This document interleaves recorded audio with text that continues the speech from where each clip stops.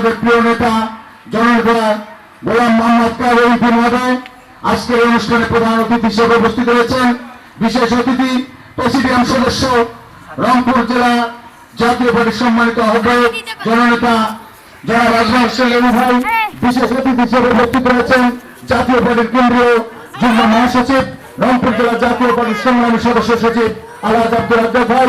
উপস্থিত আছেন জাতীয় পার্টির কেন্দ্রীয় সাংগঠনিক সম্পাদক রংপুর জেলা জাতীয় যুব সমিতির সম্মানিত সভাপতি আমার প্রিয় বন্ধু জনাব হাসানুজ্জামান নাজিম।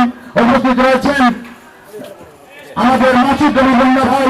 উপস্থিত রয়েছেন মাসুদুর রহমান মিলন জাতীয় ছাত্র সমাজের কেন্দ্রীয় কমিটির আহ্বায়ক, আমাদের আরিফ, আমাদের মেজবাউল ইসলাম মিলন কেন্দ্রীয় সাংগঠনিক সম্পাদক কেন্দ্রীয় এবং জেলা জাতীয় পার্টির নেতৃবৃন্দ, আমার সামনে উপস্থিত আমার প্রাণ প্রিয় জন্মভূমি শ্যামপুরের প্রিয় ভাই এবং বোনেরা, আপনারা ইতিমধ্যেই আমাদের পূর্বে বক্তার বক্তব্য শুনেছেন যে আমাদের জাতীয় পার্টির মাননীয় চেয়ারম্যানকে বিভিন্ন ভাবে প্রশাসনিক ভাবে তার বক্তব্য বন্ধ করে দেওয়া হয়েছে, তাকে নির্যাতিত করা দেওয়া হয়েছে, তার ব্যাংক ফ্রিজ করা দেওয়া হয়েছে, তার পরিবার পরিজনে তাকে মিথ্যা মামলায় জড়িয়ে দেওয়া হয়েছে, কয়েকটি মিথ্যা মামলায় তাকে জড়িয়ে দেওয়া হয়েছে।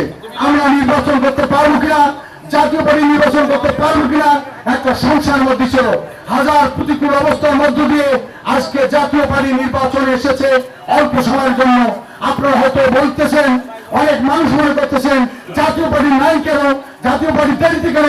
দেরিতে হলেও জাতীয় পার্টি আজকে আপনাদের সামনে জনগণের কাতারে আজকে জাতীয় পার্টি এসেছে আপনাদের বিচারের রায়ের জন্য, জনগণের ভোটের জন্য আজকে আমরা শ্যামপুর বন্দর এখানে উপস্থিত হয়েছি। প্রিয় ভাইয়েরা আমার, আজকে সঙ্গত কারণে বিভিন্ন রাজনৈতিক দল তাদের প্রার্থী হয়েছে, আমাদের প্রার্থী হয়েছে। আপনারা জানেন জাতীয় পার্টির মাননীয় চেয়ারম্যান একজন একটা দলের চেয়ারম্যান, উনি একজন আন্তর্জাতিক খ্যাতি সম্পন্ন নেতা। আজকে রংপুর সদর আসনে যে প্রার্থীরা রয়েছে, মনে করেন জিএম কাদের যদি এমপি হয় সংসদের সবার শেষে তাদের কিন্তু চেয়ারটা হবে। আজকে যদি আপনাদের সামনে যিনি বসে আছেন ইনি যদি এমপি হয়, এনার সারি প্রথম সারিতে বিরোধী দলের থাকে কিনা সংসদে এইটা কেউ হইতে পারবে ভাই? বলুন তো, হইতে পারবে না। আপনারা জানেন এই শ্যামপুর সুগামী রংপুরের একটি ভারী শিল্প প্রতিষ্ঠান, ঠিক কিনা বলেন? এইটা দিয়েই তো আপনারা রুজি রোজগার করেন নাকি? আজকে সেটি বন্ধ হয়ে গেছে। বন্ধ হওয়ার পর এখানে শ্যামপুর চিনি কলের শ্রমিক নেতা আক্তার বাচ্চা আমাদের সরকার চাষা রয়েছে, আমাদের বলার পর আমরা জিএম কাদের সাহেবের শরণাপন্ন হয়েছি। উনি 72 ঘন্টার মধ্যে তদানীন্তন সরকারের মহান জাতীয় সংসদে আপনাদের এই সুখ দুঃখের কথা, শ্যামপুর চুবের কথা টেলিভিশন দেখেন। এই হলো জিএম কাদের। মাসুদুর রহমান মিলন বলেছে যে জাতীয় পার্টি কিছু করে নাই। আপনারা যে জায়গায় দাঁড়িয়ে আছেন পাশে একটি ডিগ্রি কলেজ আছে না ভাই? ওই বিল্ডিং দেখা যায় না? আপনারা বিল্ডিং এ যা সাইনবোর্ডটা দেখেন তো কারা উদ্বোধন করছে? পাশে একটা গার্লস স্কুল এন্ড কলেজ আছে না? এই 100 মাস দূরে এটাতে যা দেখবেন সুন্দর একটা বিল্ডিং আছে না? এটাতে কার নাম লেখা আছে? এইভাবে রাস্তাঘাট, ব্রিজ, কালভার্ট। আজকে আপনাদের সবচেয়ে বড় সমস্যা সিনেমালি ব্রিজ ছিল না ভাই? ছিল কিনা বলেন? এই এলাকার 5 লক্ষ মানুষের সমস্যা ছিল সিনেমালি ব্রিজ, ছিল না?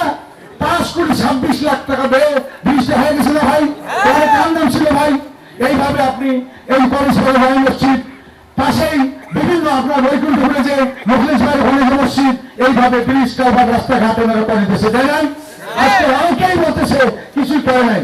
প্রিয় ভাইয়ের আমার, উনি আজকে বক্তব্য দেবে, আমি শুধু আপনাদেরকে আহ্বান জানাবো, আজকে আমরা জাতীয় পার্টির রাজনীতি করেছি, ওনাদের কাছে ব্যক্তিগতভাবে ওনারা আছে এখানে বলতে পারবে না কোনদিন ব্যক্তিগতভাবে কোনো সুযোগ সুযোগ নেওয়ার জন্য গেছি। যে কাজগুলো হয়েছে আপনারাও বলতে পারবেন না কোনদিন 1 টাকা জাতীয় পার্টির কোনো লোক নিচ্ছে ভাই?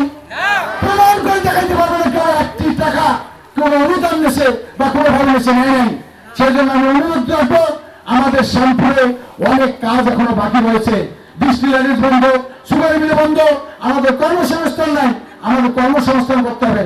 এই জন্য আমাদের জাতীয় পার্টির মাননীয় চেয়ারম্যান গোলাম মোহাম্মদ কাদেরকে 12 তারিখে আপনারা সমস্ত ভুল বুঝাবুঝি বিরোধ রংপুরের জাতীয় পার্টির রহিম